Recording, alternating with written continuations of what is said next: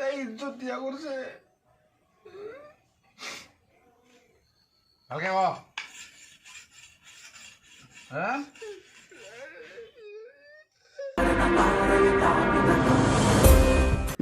আইলি আর হ্যাঁ শুনবে আমার কারণে ফ্যামিলি আগত